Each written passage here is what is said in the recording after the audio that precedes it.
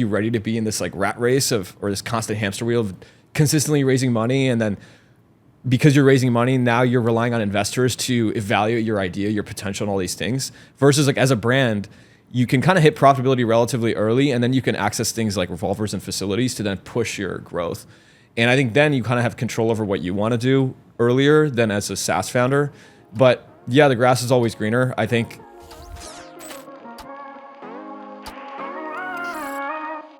Rohit Bhadange, co-founder and CEO of Zamp, shares his journey from the structured world of Wall Street to the dynamic tech startup scene. In founding Zamp, a tax compliance solution for e-commerce and SaaS businesses, Rohit combines his investment expertise with a passion for problem solving in the compliance space. In this episode, Rohit delves into the initial challenges and key learnings from the early stages of Zamp, discussing the importance of founder-led sales, hands-on customer acquisition, and building relationships. He touches on his approach to network management and partnerships, revealing how a personal touch and interactions can yield long-term gains. Welcome back to Season 3, Episode 11 of the Turning Pro Podcast. Today we have Rohit Bhadange, the co-founder and CEO of Zamp. Thanks for joining us today. Thanks for having me here. So you said you wanted to just jump right into this content conversation because we were riffing for 20 minutes before we hit record. Let's pick up exactly where we left off. I think early days of like your content journey, because I think like a year ago we were jamming and I was like, you should start posting, and you immediately started crushing it, which most people do not do. I feel like you figured it out right away. So like, what was like the learnings there? How you want to? So I think talking to people who have had experience doing it, it helps because then I can look at your posts and see what's been working, what's not been working. Especially like for him, he does a lot of stuff on the social content side. So I went through his clients, what he did, and just read through a lot of it. I think it came down to really two things that I had to really work on is A, what are those first two lines that you're pulling the reader in with? Because if you can't capture the attention in the first two lines, it's just not going to drive great engagement. And I think the second thing is actually writing about things that people care about. Because initially I was writing about things that I cared about. And I think that's very different than writing about things other people care about. And it may be the same exact content, but it's just framed a little bit differently to just navigate to the right kind of audience. And I think the other thing, we talked about this, is like I was posting twice a week. And I was like, I thought that was a lot. I thought that was an insane amount in the beginning. Because as somebody that doesn't come from that content background, LinkedIn for me was previously like, oh, I'm going to connect with people on LinkedIn and just be friends. It's kind of like this professional friends. Internet friends. Yeah, internet friends.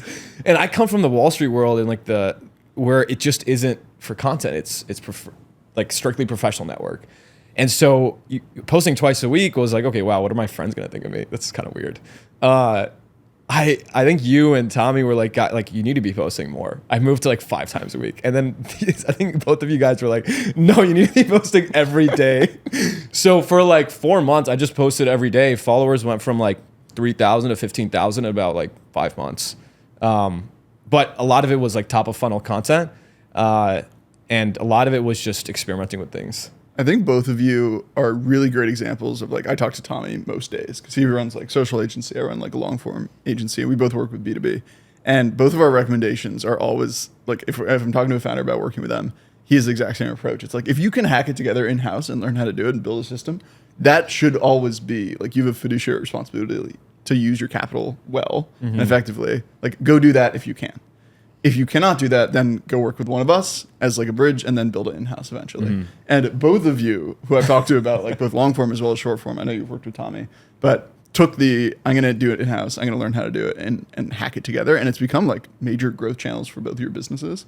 And so I'm curious, I guess you can start, but like, how did you think about, okay, not just like waking up in the morning and being like, oh, I got to go post, to like building a system around it? Who's going to own it? How are we thinking through metrics? How are we thinking through this as like a better acquisition channel than you spending time on like doing different referral partnerships? Yeah, so I told myself, like when we talked about it, this was like, I started posting May of last year. And I think what I told myself is, hey, give me like a month or two to just iterate on what's working, what's not working. And then give me like, through the rest of the year to figure out, hey, what is this actually going to mean in terms of demand for our business? Because I think unlike other people that might be on LinkedIn just to develop a following, I think it has to translate to like business wins for us. And for me, you know, it's funny you talk about not waking up. I think a lot of what I did was wake up in the morning and decide, hey, I'm going to post this today. But the other thing that really worked is I just was really rigorous about having a notepad. I just used a Notes app in Apple. Every time I had an idea, it would go into like work in progress. Every time I wrote about it, it moved to done. And I think over time, you're just out with friends, you'd be at dinner, you'd be walking down the street and you're just pushing ideas into this WIP. And that became helpful to then write about content. Even if it was that morning, I'm like, okay, I'm reflecting on this experience that I just had. Let's write about it. That was huge. I think the second thing was from a metrics tracking perspective, I looked at metrics pretty much on a weekly basis. I saw what hit in the first hour. I used to track posts pretty well the first hour, and then I'd check over the week like how it did. Based on the ones that hit really well, I'd kind of restructure the formatting of the posts based on what worked well. And it could be completely different posts. There could be one post about sales tax. It could be one post about a company story. It could be another post about, hey, why is raising money not the best thing? But ultimately, the structure was the same, and over time, iterating that structure was huge.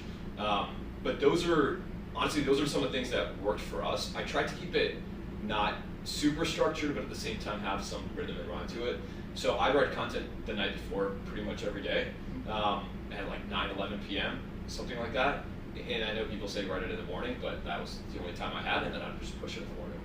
You have a very different approach. Walk me through. Well, I think one thing I want to start with on this topic is that I think too many people get discouraged too quickly when they don't get the vanity metrics that someone told them they were supposed to get. Mm-hmm. Right? So like everyone has been there where the first post you made got 1 like and maybe a comment if one of your homies is like, dude, good job. That still happens. It's still, yeah. Any comment? But my man. But you like, I think I commented on that this morning. but the way that you overcome that is just by staying persistent with it. Like the question I pose all the time, what's your favorite podcast? 9 Operators is a solid one. All In Podcast, also very solid. Do you remember the first episode that the All In Podcast released? No. That's the fucking point. Yeah. No one remembers the first thing you post on LinkedIn. Like 100%. You just got to keep posting. Every time someone's like, I don't know, I ask them that question, they're like, fuck, you're kind of right. Yeah. I just like, you have to make this, like, you have to accept it within yourself that not every post is going to be great. You're not going to get a lot of likes on all your posts. People don't really care what you think, and you need to accept that. And once you get over that mental hump, now I just hit publish. Like I'll read it over so there's no typos, but I have people who will send me a post, but yo, can you like proofread this for me? I'm like, how about you post it and then I'll read it for you. Yeah, I completely agree. I think there's too much of this like fear of what am I going to put out there and what people are going to think of me. I think once you get over that, you're kind of like, okay, well, half these people either don't care about what I'm posting.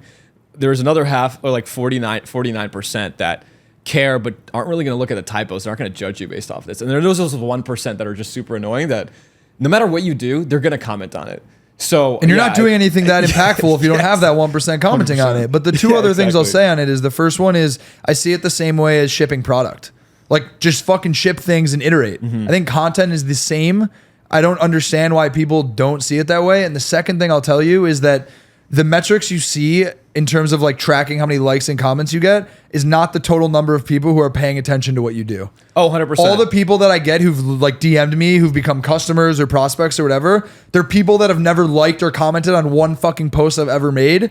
But that just goes to show you that people are watching and people are paying attention. You need to stop worrying about like getting the feedback loop of the dopamine hit.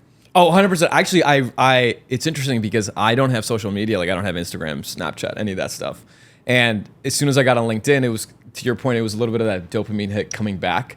But I've come to realize over the last like 6 to 9 months that every single, whether it's lead from a partner, customer lead, whatever referral it is, I don't think any of them have liked my stuff. And then I'd go into public and at conferences, trade shows, dinners, and random people that I never expect to be like, hey, wow, I read your content. I was like, you read my content? Why aren't you? And I'm thinking in my head, why aren't you liking my content? Yeah. And it's wild because I think those are the best connections. So yeah, to your point, you never know. So I focus more on impressions now than I do on actually how many people really like it or comment or things like that. I think the underrated aspect of it is staying top of mind, not for like potential customers in the pipeline and not just for direct lead gen, but for staying top of mind with referral partners. And so like investors are a great partner for us. Adjacent agencies are a good partner, other founders and like other ecosystems.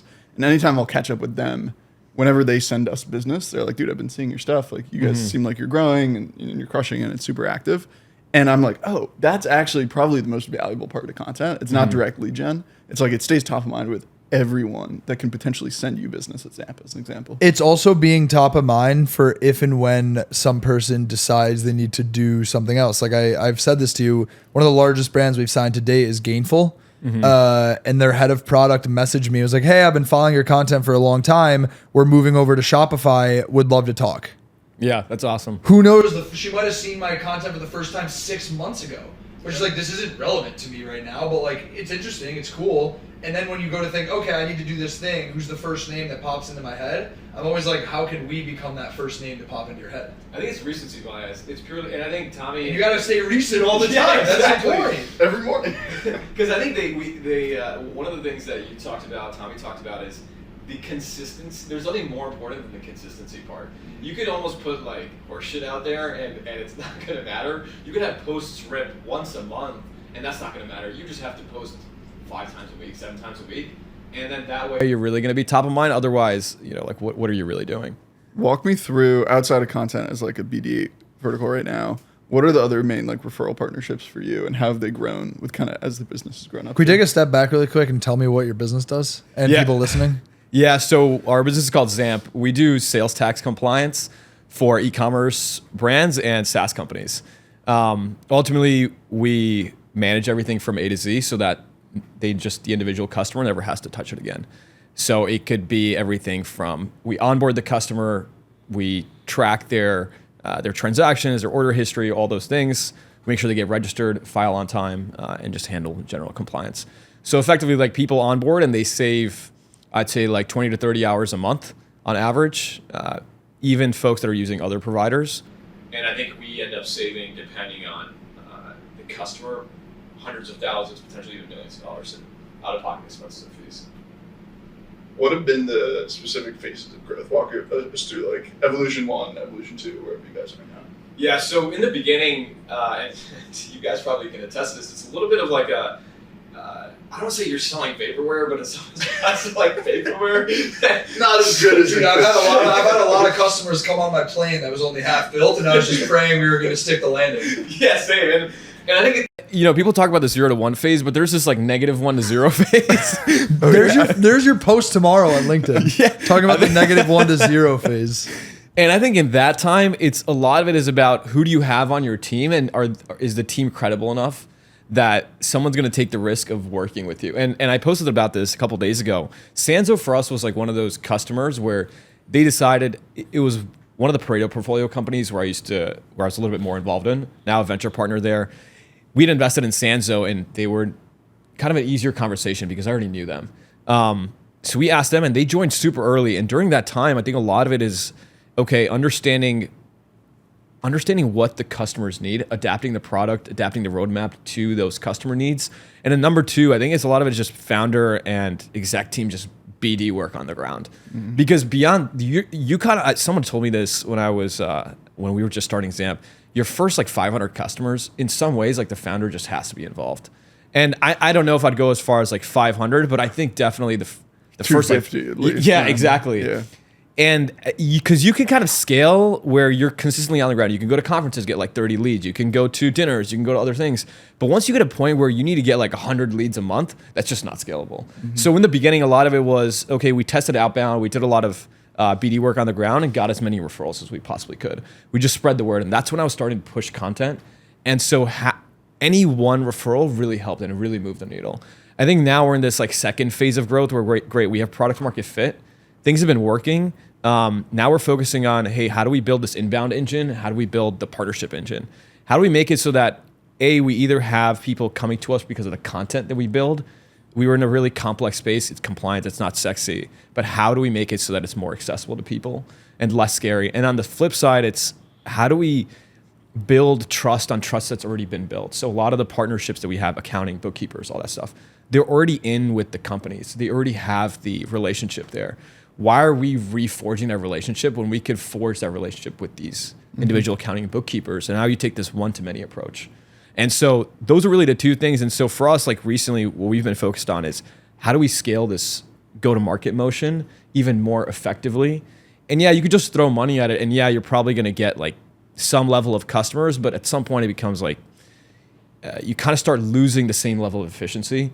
And the big conversation for us is, okay, partnerships is working, inbound is working. How do we invest in the right way so we can get from getting maybe like 50 leads a month or 100 leads a month to like 300, 400, 500? Will you ever stop running around, boots on the ground, drumming up business? I think it's hard. I also really believe that founder CEO generally should be on the ground because CEO is the face of the company. And I think it's really important to meet customers, meet partners in real life. I think whenever companies start to lose that touch, it becomes a little bit more challenging. And the reason I say that is because I've seen people try to forge relationships online versus people that go in person, and it just doesn't work the same. Mm-hmm. And whenever I'm on the ground, I just know that it gives the team a broader leg up, but also just helps relationships in the space because they know me as a person instead of as like a username on a screen. Yeah, there's like a line item in a HubSpot pipeline. Yeah, exactly. And I think it also depends on the person because there's some people that are just not super comfortable going out there, putting themselves out there, all that stuff. But you kind of have to be comfortable with the uncomfortable if you're going to be CEO. I think if you were anything else, maybe you could get potentially a pass. But it's also nice when you're meeting your clients just live. They really appreciate it, especially because you are the CEO or you are the founder or whoever that is. They're like, oh, wow, this guy's spending his time to meet with people that are actually using his product, despite the fact that they have 500 customers, 1,000 customers, 2,000 customers. I think there's like two philosophies. Either one, just get comfortable with uncomfortable of like channels that maybe you're not used to. You weren't used to like LinkedIn and other channels before. Maybe you're used to Instagram or YouTube before that. But there's also a philosophy of like, just play to your strengths and maybe try out everything. But then understand like, okay, this BD channel or this way of going about it, I am better at. For some people, we were talking about this before. Like, I love a good like one-on-one coffee chat because I can go deep with someone. I fucking hate big conferences. I don't think I've ever been to one. Even when I was investing in CPG, I would never go to like the fancy foods or like the big, what's that big one? Expo. I hate it. Like I couldn't stand it. It'd make me really anxious. But I love a good like 4-person dinner or a podcast like this. So how have you, I understand like getting comfortable with uncomfortable, but like what specific channels are you naturally just really comfortable with and really good at? I think for me, a lot of it is on the BD side. I'm pretty comfortable just meeting people cold or just LinkedIn DMing folks. And I think what I typically do is I try to add value to their business or whatever they do first before I even make an ask. Because naturally what happens is if you help this individual, they kind of already know what you do. You don't have to spell it out for them. And I think that's kind of the thing that a lot of people forget, especially when you get these cold DMs from people. They're just like making this like 10 paragraph pitch on what they do. And I'm like, dude, I already know what you do because I just checked your LinkedIn profile. So for me, I'm pretty comfortable with the BD side as well as just being on the ground. I really like that. I think things like inbound, that has to be done a little bit more tactically, whether it's through paid and understanding customer pain points directly, or whether it's through like writing and pushing content on the SEO side. I think on the flip side for us, like partnerships and things like that, we have people on our team that are really good at that. I think that's where I get leverage for myself. I make the intros for some of these partners that we brought on, but then I kind of let them take it from there. Organizing events, what webinars should we do? How should we, co-sponsor content together, dinners, all those kind of things. That's not really my sweet spot. I'm good at building those relationships and then kind of handing it off. I'm just listening to you. Like I would say the same thing almost verbatim to what you just said in terms of like how I operate. Like we're launching our partner program. I mean, it will hopefully be launched by the time this episode is live. I've been hearing that for a long time. But in real time, in the next week or two, and we've onboarded 50 partners nice. for the initial launch. Yeah. And I think like 47 of those were me just like putting the founder of insert business name here on the email with my head of growth. And I'm like, yo, can you just like give them the information they need to make sure they're set up to be a good partner? 100%. But that's because like that's the best use of my time. Yeah. Like I could sit there and like walk them through SOPs and be like, fill out this type form and sign this contract and whatever. But when you think about being like a founder CEO of a business, it's constantly reinventing yourself at every stage of the company of like, where is the best use of my time? And I think in a lot of ways, to your point, it all boils down to like relationships if you're doing it at a high level, in my opinion. 100%. And I think the question that a lot of CEOs and CEOs specifically need to ask themselves is, well, for me, I have this like philosophical thing of, I think all CEOs should be focused on growth.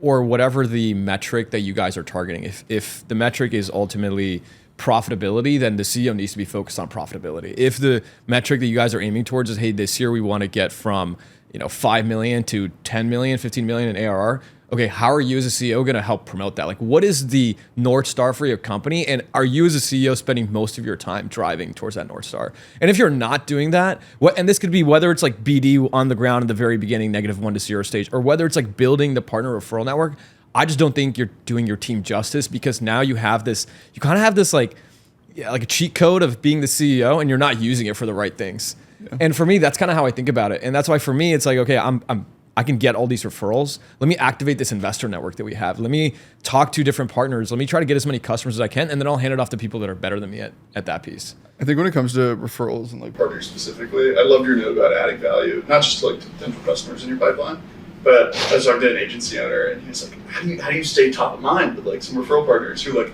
I know should be sending us business, but they're not. He's like, should I catch up with them? Should I go for a workout?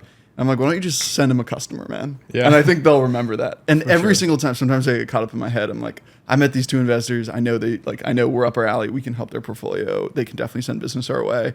And I'm like thinking through it. I'm like, maybe we should grab dinner. And then I'm like, maybe I'd just send them like a really hot deal that they should be doing. And I feel like, again, from like an adding value lens, you can kind of dance around like different ways to do it. But end of the day, it's like, if you're running a B2B focused company and like I just sent you a customer, I'll be top of mind. 100%. Yeah. I think that, it's that same mindset with content. Like, what does the person care about? And I think too many times, like we have people think about what do I care about?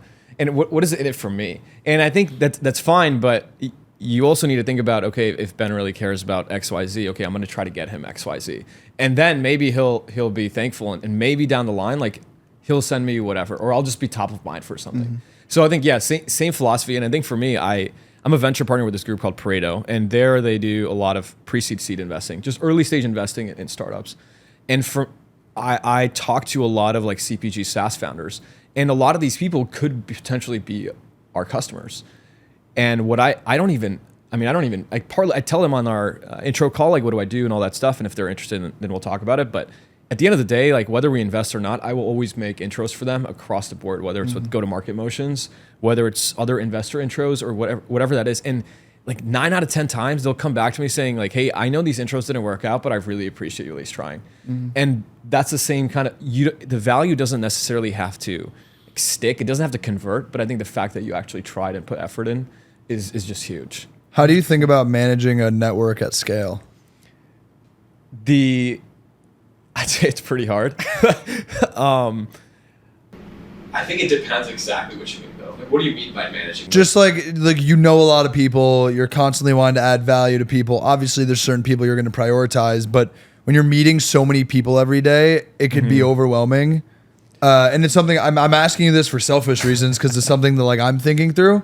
Where there's just so many interactions and so many people, and there's certain people you could be helpful with. Somewhere it's super low touch, where it's like someone's like, "Oh, I need help with content." Like I can fire off an intro to Adrian and not really think about it. Right. Then there's other people where like you really want to add value, but you have to be way more thoughtful about how you're going to add value to this person. It could just become like overwhelming and a lot to think about. For sure. So I'm just curious, like, are there tools or habits that you've formed around like adding value to people in your network? So I think that's a really good question because I mean, we talked about this before. I have 16,000 followers or something on LinkedIn, but you're not going to remember all of them. So what I do is, of the people that are top of mind, I actually just make a list on my notepad. So I live off of Apple Notes. I went from Apple Notes to Notion and then back to Apple Notes. It's like that meme where exactly. So what I do is I have like a 3PL notepad, like a notepad. We don't do anything related to 3PLs, but I just have like 4 or 5 contacts in there that I can push people to whenever someone asks, hey, I need a 3PL. Oh, you wanna get into Amazon? Okay, here's 3 people. Oh, you wanna get into running, I don't know, ads onto Instacart? Okay, here's the people you need to talk to. So for me, a lot of it just helps writing things down. And I say this to my fiance, if it's not on my calendar, if it's not written down, it's not happening. And it's just because there's only so many. So will you put something on your calendar for something you and your fiance will do? Because my girlfriend thinks I'm crazy because I'll do that. She's like, 100%. Like, can we go to dinner Thursday? I'm like, yeah, and I'll put it on my calendar. And sometimes I'll send her an invite. She's like, why are you inviting me? I was like, you don't understand. If it's not on the calendar, it's not happening. She's like, bro, can we go to dinner tonight? You're like, no, babe, I'm sorry. Hey, dude, you know what's funny? Calendar's closed. You know what's hilarious is when I go to dinner with friends who aren't like startup founders or in this world, and I send a calendar invite, like, dude, what the fuck is this? Like, I thought we were just gonna meet at this restaurant on Thursday night at 7. I'm like, yeah, we are, but like, I block it without adding them now. No, I don't. I block it. Yeah, I have both. No, I don't do it as much anymore. I'll send it to my girlfriend to fuck with her sometimes. She'll be like, why are you doing this? I'm like, 'cause it's kind of funny. She just has a full calendar. But I couldn't like resonate with that more. Oh, I think I try to limit whatever's in my head as much as possible. And I do even do this, like one of my co-founder, he does this thing where you go to a restaurant and again, it's like a relationship thing. If you remember the person's name that served you last time, especially in a city like New York, there's so much value to that because nobody remembers their name. Nobody pays a lot of attention to them, and they just kind of get swept under the rug a little bit. But if I'm like, hey, Elena, it's really nice to see you. Thanks for helping us out. I think it goes a really long way. So now, whether it's restaurants, whether it's events, I put person's name down and I put like attributes related to that person. Be like brown hair, 5'7", whatever. And then I will, next time I'm at the restaurant, I look up the restaurant on my notepad. I'm like, okay, great. Like, is she there? If she's not there, then great. It's fine. Look at your notes, like Adrian 5'10", brown hair. I have notes about everything. So for me, I just live off my notepad. And that's why if I ever lost it, I'd be pretty deep shit. It's just your Apple Notes on your phone. Yeah, exactly. My Apple Notes. How Gotta many put that different- on the cloud. How many different notes do you have? Well, there's different categories. There's just one for personal, which has like workouts and all that stuff. Like even workouts, I don't even think about them anymore because it's just in my notepad. Every time I go to the gym, I have to just check, okay, last time I did legs, okay, this is what I did. Great. This is my weights. I don't have to ever think, okay, 70 pounds, 80 pounds, whatever. I just go in and do bench every time. I use the app Fitbod for that. Do you know Fitbod?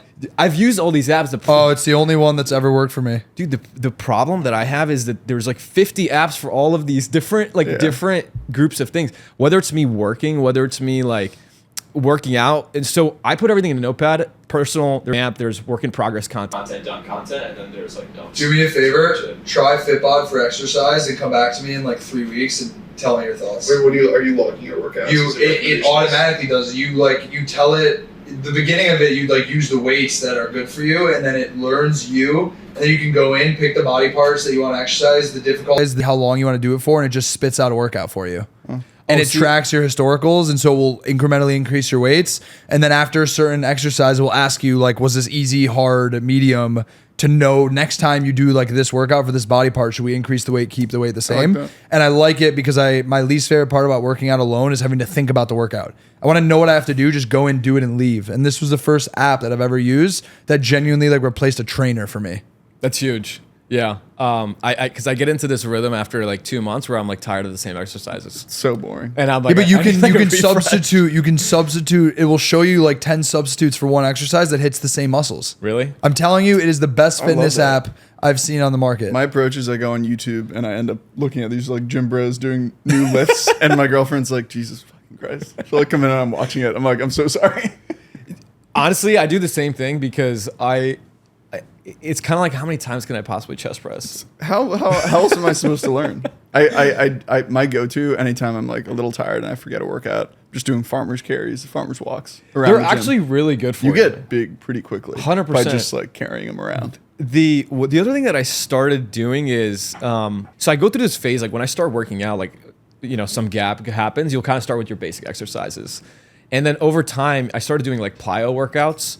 So instead of just doing like, you know, squats, you'll do like jump squats or stuff like that. Way lower weight, but I think tactically and just from a versatility perspective and real life applications, it just helps more. It's a little bit like CrossFit, but like for beginners because you're doing it yourself. CrossFit without like injuring yourself from trying to do like 100 reps of one exercise. Do you play sports? I played tennis. Did speed skating growing up. Got it. How often are you playing tennis in the city? I probably like 3-4 times a week. That's great. Yeah. That's a lot. Do you have a court near your house or? No, it's pretty close. It's like 20 minutes away. Is it you just like book it a month in advance and? Yeah, we have it pretty much booked on a regular cadence, like Tuesday, Wednesdays, Saturdays type thing, and then we'll play in the morning 7 a.m. On the weekdays, and then on the weekends like 9 to 11 or something like that. I feel like sports is.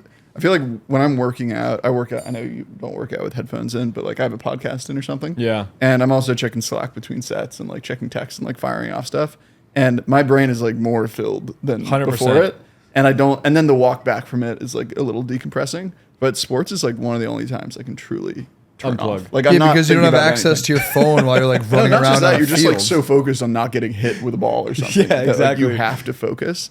And anytime I'm doing sports consistently, I'm like a happier, calmer person. I think the two things that you just talked about, the no headphones and no phones, huge plus on the working outside. I don't think enough people do that. And I have a bad habit. I listen to music, but honestly, half the time, I don't even know why. I think it's just there to fill up space. I don't want to hear other people grunt, so I just use it to fill up space. But whenever I feel like I want to be as locked in as possible and get the most efficient workout, it's always no phone, no You got nothing else to do. You just got to do the Exactly. next workout or like superset something. 100%. I want to take a left turn here. You were on the brand side before this, weren't you? I helped start a few companies. I was mostly on the investor side for almost like 10 years, give or take. So did everything from private equity, we're talking like middle, large buyouts, tech, e-commerce brands, whatever, all the way to the very early side of VC of like pre-seed Series A, did growth. So been all across the board.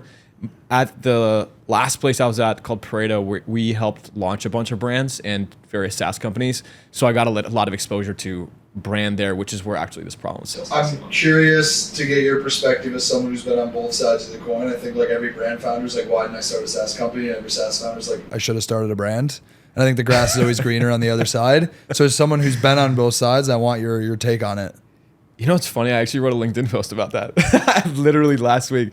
And I feel like it essentially like I think they're right in the sense that the grass is always greener, because from a SaaS perspective, yes, you have more access to capital, exit valuations are potentially much higher, but the challenge becomes the path to profitability is a lot more challenging, I think, as a SaaS company than a brand company, because as a brand, you're selling things that people already want most of the time, because it's hard to find people that are creating a truly new category. So you're kind of selling something that somebody already wants. So you're taking market share from something else.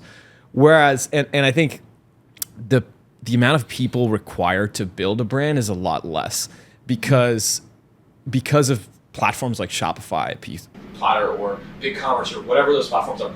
The operational costs have just significantly decreased. I think if you were talking about building a brand 15, 20 years ago, maybe my answer would have been different. And I think with the SaaS world, once you bring on investor capital, you're kind of in this race of you just kind of have to grow. And a lot of this SaaS foundation is built on, SaaS is not just like a 1 year time horizon. You got your customer stays on with you for 3 to 5 years potentially. So you're looking at that kind of lifetime value. So you're kind of okay being in the red for a longer period of time. And so, I mean, if you look at SaaS companies today, most of them aren't even profitable even when they IPO. So what does that really mean for you as a business? Are you ready to be in this like rat race or this constant hamster wheel of consistently raising money, and then because you're raising money, now you're relying on investors to evaluate your idea, your potential, and all these things, versus like as a brand, you can kind of hit profitability relatively early, and then you can access things like revolvers and facilities to then push your growth. And I think then you kind of have control over what you want to do earlier than as a SaaS founder. But yeah, the grass is always greener. I think in today's world, I'd probably think starting a brand would require less resources. Starting a SaaS company may be a little bit more challenging, but upside is always greater. That said, I think the risk in starting a brand is also a lot higher, just because there's just so much competition, because the barriers to entry are a lot lower. Yeah, I mean, but then I like always ask myself, like based on what you're saying, it's like, why would you start a brand? It's like multiples are higher, there's more access to capital. But I think you're just betting on yourself though, right? Because you're basically saying, hey, no, but if you think about just like the benefit, yeah, I mean, I guess if you do a cost benefit analysis of it, everyone cares about different things. So that's 100%. probably why someone would do one versus the I think other, and maybe it's a skill set thing. I think launching a brand, there's a certain amount of, this is coming from like CPG founders that I'm friends with. There's like a certain amount of fulfillment that they have. Mm-hmm. They're equally stressed as all of us in different ways, but there's, I don't know, all of them, like whenever they see their product in shelves or like know that it's like a wellness product is actually helping someone, they're like, there's a fulfillment to that. Right. That like, I'm an agency, so I'm neither SaaS nor brand, but like a lot of my SaaS founder friends like don't feel enormous fulfillment from like helping expedite this certain like dev workflow with their tool. I can't speak for Zamp specifically. Like even when your customers are really happy and thank you a lot. Dude, he throws parties when he finds out he helped someone sales tax. Like, best. I mean, you're kind of right in the sense, because it's the end consumer consuming your product in like daily use capacity. Yeah. So it's more instant gratification too. And I think it's kind of this like dopamine hit when, I mean, like for example, to hit, I don't know, if you want to hit 10 million in revenue, you're doing like 100,000 orders a year, give or take. Whereas like for us to hit 10 million in revenue, we're not doing 100, like that's like 1,000 customers, if that. Yeah. So I think that dopamine hit is also a little bit less. And I think to your point, yeah, like we're helping the corporate side, whereas they're helping direct individual consumers. And there's just more raw emotion with that, because now it's consumers spending their own money versus businesses spending business balance sheet money. To date, what's been the most stressful part of running a business? I think the part that I'm learning the most is how to manage people. Like our team is over 30 people now, and I haven't been in a position where I've had to manage such a large team before, and understanding you have a co-founder, right? yeah, and understanding like when to give and when to pull back is a little bit challenging because every human is wired differently, and understanding what motivates somebody versus what motivates another person might be different. How many direct reports do you have? For me, actually, I have 2 direct reports. That's my guy right there. Like, who are you doing? So you just do one-on-ones with those direct reports every week or bi-weekly? Yeah, I do one-on-ones with those direct reports weekly basis. That's all. I have one. You only have one direct report. Uh-huh. And then the next person we brought in our org, I was like, do you want an opportunity to grow and manage? Great, he'll report to you. I love that. I only have 3 on the exec team, but I guess it's not that many more.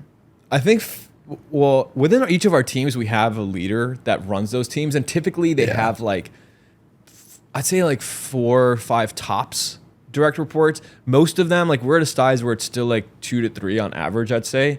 I'd say the person who has the most is our COO. He I'd say like pretty much the most of the exec team.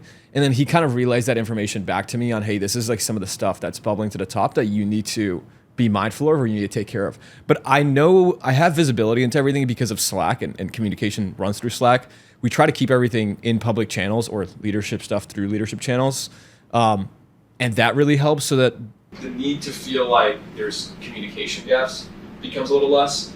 And I think for what we do at our places, we just emphasize communication as much as possible in the form of, in whatever form, but especially in written form, so that at least it's documented. Do you ever get worried about people leaving? I don't think about that. I think for us, I think in some instances we do, but I think we do take the steps necessary to mitigate risk pretty quickly. But I think you kind of have to be okay with people moving in and out of the organization because those people, maybe they just aren't bought into the mission fully. We just had our first person leave. He lasted 31 days. Did you let him go? Or? No, he put in his 2 week, and he was it just wasn't I think he realized that it was way too fast, and he wanted to be in like a more enterprise, slow moving environment, and I think it was a little bit overwhelming. Early stage startups are the most overwhelming thing in the world. Yeah, and he's an extremely talented engineer, and it was like a bummer, but I realized that if the culture fit isn't right, like it's easier for both of us that we figured this out now and not 6 months from now, where we then delegated a bunch of shit onto his plate and then he pulled the rug. He kind of didn't really have any how much responsibility can you give to someone in 30 days of like trying to understand the product from a technical perspective? Like not that much. You'd be surprised at Zamp. High expectations over there. Well, I mean, there's a learning curve to learn the product before you can start to like contribute and manage people. Yeah. But it was the first time that we'd ever dealt with that. He's still on his 2 week. I mean, this won't air for a long ass time, so it'll be so far in the past by the time this episode is live. But the last 2 weeks of his time, we decided to keep him on for the 2 weeks, and all he's doing is basically just like ripping our product apart and telling us all the things he thinks like could be better about it. What do you think you could have done better in the interview process to identify the fact that he was not the right culture fit? Good question. It's a really good question, and it's something that I've like been losing sleep over the last couple of days because I've brought on 15 people in the last 3 months, and I feel like I've done a pretty good job of identifying the right people for the roles. I think probably a miss on my part was recognizing how like process oriented and like thoughtful he was almost to a fault versus like willing to just get his hands dirty, like figure shit out. Yeah. So it was like too much, here's what's wrong with everything and not like, here's the problem, but like here are 3 options for solutions. Right. So I think it's like screening for that willingness to like roll up your sleeves and understand that you need to get your hands dirty. And the reason we're hiring someone hypothetically is because there's something that needs to be improved. For sure. So we need a subject matter expert to take that thing. It's like, if it was already figured out, I wouldn't have hired you. So I think ultimately it was a miss on level setting the expectation of like, you're just not going to be an independent contributor who can just kind of like lock into the same thing for extended periods of time. And it's going to be like super like lax. It's like very high intense, very fast moving. And that's just like not the type of person that he is. I think that's actually so key. I've been in, one of the things I've learned pretty early on and also even now is you can always convince somebody to join your company. There's like this, like, as a founder, you're used to selling, right? So you can convince somebody to join your company, but effectively it's just, if there's just not the right fit in terms of what their work style is and what your work style is, that convincing actually is going to end up being more detrimental to your organization than it's going to help you, because now you've convinced this person and you've kind of said the things that you need to say to get them to join. But now when pavement, rubber hits the pavement, it's like, whoa, this is like not what I was expecting. I think the thing I did wrong, which maybe came from like a place of desperation, like after doing a postmortem of like, we really needed someone in this role. And actually, funny enough, now that we had other people come in, we're not replacing the role, which is ironic. Like we actually feel like we have what we need, and it was like a miscalculation. But all to say that I've been generally really good about over communicating the shitty parts of the job for all new hires. Because something I read was, if you, it was in Buy Back Your Time by Dan Martell. If you over communicate the worst parts of the job and the person is still excited about it, then it's probably a good culture fit. Yeah, 100%. Like sugarcoating how great something is only good enough to get them interested to hear you out about the rest of the story. But if you don't tell them the bad parts and they're still excited, then like it's probably not a great idea. And I think that's exactly what leads to retention, because when you just, your expectations are not being met from how they were set in the very beginning, you're gonna have this person for, I mean, like we're talking longest, like 12 to 18 months. Mm-hmm. After that, they're just gonna filter themselves out, because they're either get managed out or they'll be like, hey, listen, I don't really like this environment. I can't really work here. What are the like chaotic or shitty or like, as you said, like not fun parts of your job that you just have to do? I think where I really need to get leverage is, I do all of our finances still. Really? Yeah. And I think a part of it is because I come from that background. You're not doing your books. Like you have No, I don't do my books, but I do everything forward looking, and I still do like AP and stuff like that. And a part of it is because one part of me is like, hey, listen, I need to have a pulse on all payments and things that go out, just so that I have an idea of cash position. Because I think this goes back to the whole like SaaS versus brand thing. As a SaaS company, we're not at a point where we're profitable yet. So I have to be extremely mindful of what kind of cash is going out. And that way, like if I don't necessarily pull together our model every single week, every month, I'm okay, because I just know generally what our cash position looks like, because I'm the one moving the cash around. But I still hold the finances right now. It's part that I used to enjoy it, but I think to the prior point of, hey, what is our company goal? If our company goal is to grow, I need to spend time on growth. I don't need to be spending as much time on finances. I can have a voice in it. I can give my input. So one of the roles that I'm actually hiring for right now is someone to help essentially run finances, build data platforms, all that kind of stuff. What would you say you're most excited about right now? Honestly, I want to be able to, we just brought on some great investors. I want to be able to activate them. Yeah, you can brag a little bit. So how much did you raise and from who? We just raised our Series A, 10 million it was led by Valor Equity Partners. And then we had a handful of other people that joined as well. The Rippling founder invested, the ex-mayor of DC, who's advisor to Andreessen, Mike Stoppelman, who's essentially one of the founding engineers at Yelp, and a few other folks. A lot of great people. And I think now it's like, great, we have this awesome network, and people have, great, we brought on all these seed investors, which is awesome. It's really early believers in what we did. But because you kind of have this trajectory and people are excited about the growth, you just naturally get better people. Mm-hmm.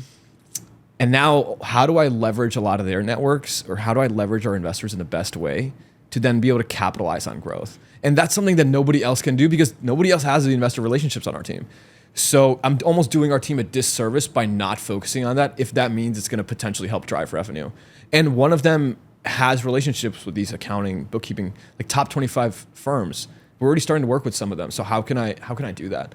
So for me, that's a big push. And then the second big push is just generally more BD work on larger marquee customers, as well as potentially larger partner accounts too. When you see like a marquee brand that you really want to work with, let's say Athletic Greens or something like that you've been wanting to work with, you think they'd be a game changer, you think you could really help their business too, based on what you've seen of what they're currently doing. What is your approach? There's a lot of channels that you can do this, probably a combination of both. Is it intros or referral partners, existing customers, investors, content? Walk me through how you try to get in front of a big logo. So I think we're still zoning in on that a little bit better, but I think for the ones that we've brought on, this is kind of what's generally worked. One, I'll add them on LinkedIn first, because again, that drives the whole content engine. And at the very least, whether they like it or not, they're just top of mind. Number two, we do webinars pretty consistently. Like we just did one today with Taylor Holiday. It was focused on first order profitability. Not relevant to sales tax, but it is super relevant to our target audience, which is the finance and for him, like the marketing professionals. So then I'll potentially even send them a message, be like, hey, listen, like we're having this webinar today. You might find it helpful if you'd like to join. Go for it. Again, adding value is super key. And then after that point, maybe they read it, maybe they didn't. Sometimes they read it and don't respond, which is fine. I'll reach out to a few people that I might be connected with and just be like, hey, like, is this person around to grab coffee? And for me, it's a lot of it is like being on the ground, interpersonal relationships, because I like the conference thing. Don't get me wrong, but I think more value from what you said is the coffee chats or smaller dinners. I try to get them in those situations first and just build a relationship. Because for me, it's like, is this going to move my needle tomorrow? Like, why am I so desperate to potentially have this customer tomorrow? I'm not. So am I okay with bringing this customer on 6 to 12 months from now? Absolutely. So why don't I just build this relationship and just become friends with this person? So the approach I take is more from a business friend perspective and do whatever I can in that lens. And eventually it kind of pans itself out. I don't focus too much on the end transaction because there's so much more value in becoming friends with this individual, because whether they use your product or not, then they just like you as a human being.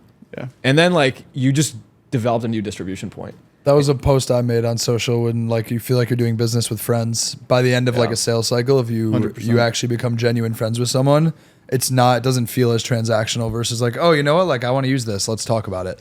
For sure. So no, it's part art, part science I mean, for sure. I think if you can, like, if you and I are sitting across the table and we first meet versus like me jumping over the table and like when you're looking at the same problem together from the same side, it's just a lot more fun. Oh, Like, okay, 100%. let's like riff on ideas. Yeah. And a lot of the time you're not the right solution sometimes. I'm sure sometimes Yeah. you hop in a sales call and you're like, I actually am not sure at your current stage for the most helpful. I don't know if that's true. But. I mean, I think one of the best, I think our sales team, what they're really good at is qualifying out customers. And it's super key because I think, I really believe that you just have to make sure you bring on the right customers. Otherwise, your churn is going to be too high. And then the value that they get is just not going to be the kind of value you want to deliver.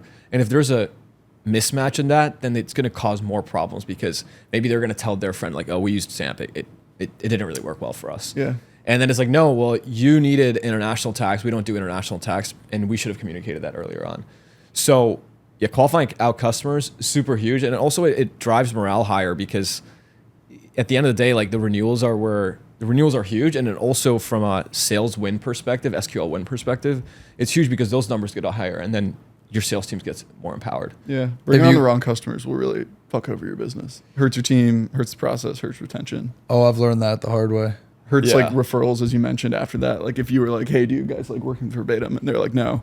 Then like all of a sudden that like hurts a whole lot more, right? Dude, 100%. That one bad review hurts more than like the 5 good reviews that you Or the get. 100 good reviews. Yeah, because the man. default expectation is everyone's like, oh, it should be good. Like that's what everyone wants to hear. Then they don't pay attention to that. Yeah. Exactly. They pay attention more to the negativity than the positivity. Yeah. So I truly believe making sure that you qualify the right customer, and number 2, over investing in onboarding the customer, huge. Because then you're actually delivering value that you expect to deliver or you want them to feel. Because a lot of times you onboard onto a product and then you're like, okay, this sounded super cool, but I don't know how to use any of this. And it's like nobody on their team has got the time or effort spent because you're like, okay, you're this like $10 million company. We're not going to care about you. Okay, well, we're just going to churn next month because nobody taught us how to use this. The worst feeling is when you get onto like recently onboarded this cool software tool that I was like really jazzed about. We're paying for it. We're not doing a pilot. We're like a full customer. And we hop on and they scheduled like the next check-in for like a month from now. And they sent over like an async onboarding guide. And I was like, I have no idea how to use this. And then That's awful. While I was looking at it, I saw their CEO, I think using a ghostwriting agency and posting on Twitter about like wins. And I was like, I know I'm part of that win and I have no idea how to fucking use this thing. Yeah. Even though it looks really cool. And I think it's 100%. just that it's not like a malintent. It's just like get your onboarding right and get your time to value right. If Zamp fails, what's the reason? I think for us, it's purely like a top of funnel thing for us. I know, it's purely like a growth thing for us. How fast can we drive brand awareness? But that said, like we have runway for several years, so I'm less worried about that because from an engineering perspective, like 60-70% of our team is from Taxjar Alfieri, which are the 2 big competitors in our space that got acquired for 8.4 and almost $1 billion. So a lot of these people already know what they're doing. So from an engineering perspective, compliance, like sales perspective, we're pretty much set. I think the bigger challenge is going to be from a growth perspective. Like the SaaS market's evolved over the last 10, 20 years. How do you get in front of customers? How do you build those relationships? I think that's probably what we're thinking about the most. And I'd bet one of the reasons why we potentially might fail is because we aren't investing enough time thinking about how do we grow sustainably. But I think the other thing, which is kind of an X factor, is this whole concept around AI. I think with tax and compliance generally, you're essentially taking all these tax laws, you're then pushing it into some kind of digestible data format that your data models can then read, and then pushing it to the customer. I think once we get to a point where there's a lot of subjectivity involved, because you can't just point to an AI tool and be like, oh, they said it, so we're good to go. But if we ever get to the point where you can say, oh, the AI said it, and push liability on the AI product, that might change the game. And that's just the stuff you just can't control. The good thing is, I think our engineering team is relatively on top of those things and testing new tools and products. So I don't see us being hit completely blindsided. But I'd say those are probably the two biggest things that we need to work on. I know you mentioned early days, like the product wasn't like fully formed yet. I think we've all been in that position. What was that point? And this kind of leads into what was your turning pro moment in the journey? What was that point where you're like, oh, like maybe we're not 100% that way there, but like we're 80, 90% of the way there. Like people actually really like this. I think we have product market fit. What was that moment? And where was your mind kind of during that time? I think for us, I truly believe in getting distribution first before building product. I think that's huge because then people actually buy into what you're building, and then you already kind of have the distribution. Otherwise, sometimes I see founders build product and then distribute. So for us, like we kind of almost had product market fit coming out of the gates because we knew that this was a massive problem. But I think the question you're asking is, hey, which point did our product feel in a relatively comfortable spot where we could start distributing it pretty much at high escape velocity? And for us, that probably took about a few months. I'd say like Q3, Q4. I'd say that probably took about 6 months. We launched our product last May. So it took us, I'd say, towards the end of the year to really be in a place where we felt super comfortable distributing it really widely. And I think we're still continuing to make the product more robust to larger customers just have different needs. So how do we build in the reporting capabilities that those customers need or whatever product functions they need? There's always going to be things that are missing, but yeah, I'd say it took us about 6 months to get to that point. I feel like I'm good. You crushed it, That man. was awesome. This was great. This felt like, of all the episodes we've done recently, this felt like the most riffing and workshopping, which I appreciate. Talk to the camera on the left. Where can people find out about Zamp and you? Yeah, people can find out about Zamp on Twitter. It's at ZampTax, or you can follow me, Sales Tax CEO. What's your URL of Zamp? It's zamp.com. Damn. ZAMP.com. How much did that cost? We bought it like 5-6 years ago. Whoa. So yeah, we bought the domain before we even had the company, and then we ascribed the domain to the. So we have a handful of 4-letter domains just sitting in the repo For the company number 2. Dude, thanks for coming on, man. This is great. Absolutely. Long time Thanks coming. for having me. This is awesome.